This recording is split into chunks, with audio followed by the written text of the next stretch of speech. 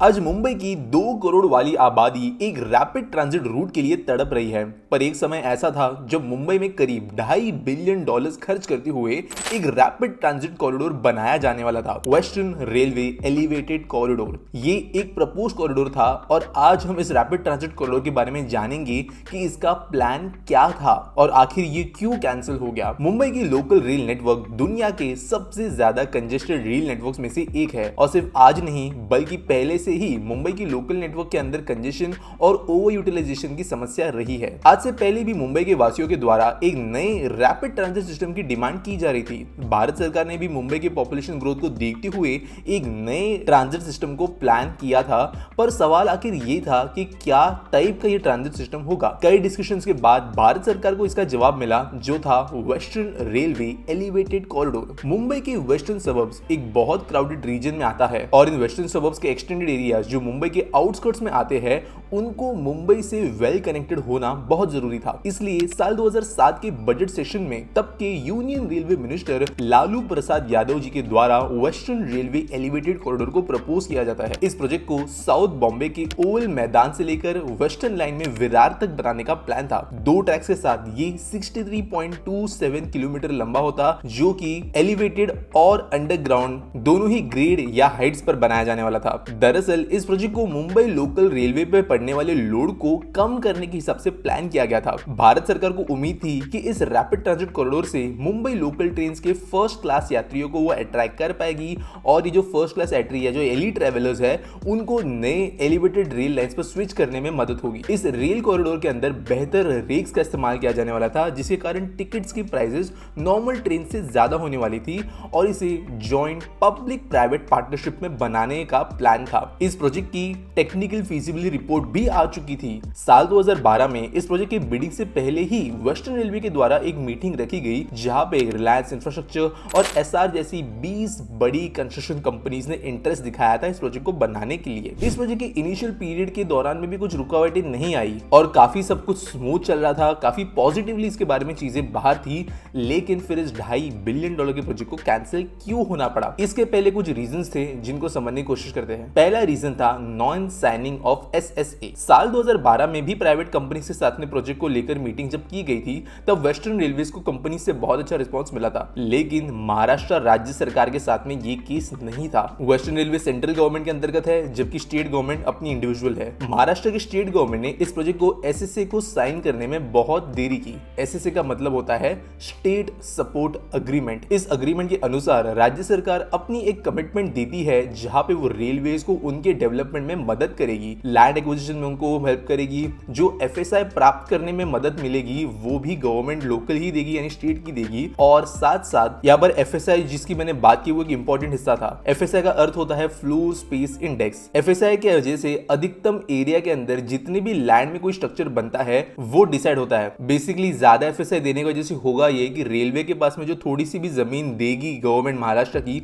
वहां पर अगर 1000 स्क्वायर फीट भी है तो उससे कई गुना ज्यादा एरिया वहां पर लिवेबल या रेसिडेंशियल या कमर्शियल वो बना पाएंगे। पर राज्य सरकार को यह मान्य नहीं था, क्योंकि उनके खुद के कई प्रोजेक्ट्स के प्लान थे जो इस रेलवे एलिवेटेड कॉरिडोर लाइन के पैरेलल में चलने वाले थे। इसलिए रेलवेज को हाई एफएसआई प्राप्त करने से वो कतरा रहे थे। इसके अलावा राज्य सरकार को अग्रीमेंट के अनुसार प्रोजेक्ट के दौरान की जाने वाली सारी रिहैबिलिटेशन की जिम्मेदारी लेनी थी, जो कि बहुत टाइम कंज्यूमिंग काम था। राज्य सरकार इस प्रोजेक्ट के प्लानिंग, कमिश्निंग और रेलवेज के बीच के विषय को लेकर बहस चलती रही और ये प्रपोज जो एसएसए था, जो अग्रीमेंट था दोनों की कोऑर्डिनेशन से रिलेटेड, वो कभी भी साइन नहीं हो पाया। दूसरा रीजन था parallel alignment with Mumbai metro project. Mumbai के western railway elevated corridor project के कैंसिल होने के पीछे one of the biggest reason है महाराष्ट्र सरकार का अपना मेट्रो प्रोजेक्ट। एसएसए साइन करने में देरी तो हो ही रही थी, लेकिन इसके साथ साथ मुंबई मेट्रो प्रोजेक्ट का प्रपोजल भी सामने था, जिसका अलाइनमेंट इस मेट्रो लाइन के काफी ज्यादा करीब से गुजरता था। लाइन 3 जो कोलाबा से लेकर सीब्स के बीच में चलने वाली थी, वो कहीं ना कहीं वेस्टर्न रेलवे के इंपॉर्टेंट लाइन से पैरेलल थी। ओवल मैदान की जगह बांद्रा से शुरू करने का सुझाव दिया गया था, ताकि जो 50% लाइन है साउथ बॉम्बे तक की वो एटलीस्ट मेट्रो के अंदर यूटिलाइज हो पाए। लेकिन इसके बीच में भी दिक्कतें देखी गई। लेंथ अगर छोटी कर दी जाती तो राइडरशिप 40% से कम हो जाती वेस्टर्न रेलवे एलिवेटेड कॉरिडोर की, जिसकी वजह से सेंट्रल गवर्नमेंट भी इस चीज को मानने के लिए तैयार नहीं थे। आज की अगर बात करें तो यहाँ पे एडिशनल पॉइंट में देता हूँ कि जो अलाइनमेंट में ये रेलवे लाइन बननी थी, वहां पर already Mumbai metro line 7A और 2 मेट्रो वे जो काइंड ऑफ इसके पैरेलल थी वो फंक्शनल हो भी चुकी है और इनफैक्ट मैंने उसे कवर भी किया था। लेकिन इसके अलावा और रीजंस थे वेस्टर्न रेलवे एलिवेटेड कॉरिडोर के कैंसिल होने के पीछे। तीसरा रीजन था हिस्टोरिकल एंड एक्सपेंसिव बिल्डिंग्स। 2014 तक इस प्रोजेक्ट में डिले तो होता ही गया, जहां पर सारे डेवलपमेंट को रोकने के लिए भी ऑर्डर दिए गए।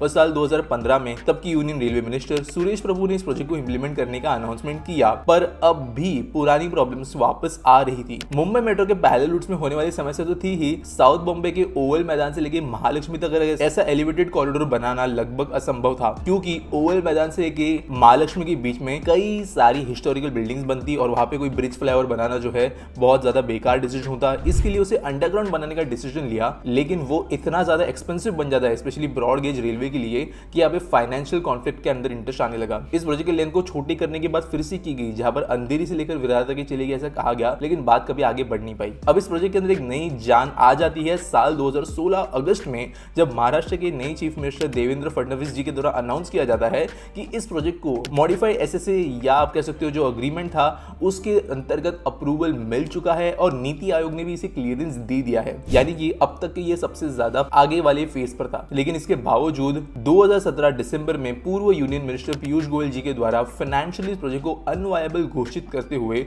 प्रोजेक्ट को पूरी तरीके से कैंसिल कर दिया गया। अब भले वेस्टर्न रेलवे एलिवेटेड कॉरिडोर की कहानी समाप्त हो गई हो, लेकिन मुंबई में एक रैपिड कॉरिडोर की जरूरत अब भी थी। तो इस प्रोजेक्ट का आखिर में विकल्प क्या है, क्या उसे इंप्लीमेंट किया जा रहा है? प्रोजेक्ट को कैंसिल घोषित करने के बाद में रेलवे ने अनाउंस किया कि ट्रैक्स पर लोड कम करने के लिए वो नए पैरेलल ट्रैक्स बनाएंगे। इसके अलावा एयर कंडीशन लोकल्स का विकल्प दिया गया क्वालिटी को बढ़ाने के लिए, जो कि ऑलरेडी फंक्शन होना शुरू कर चुकी है।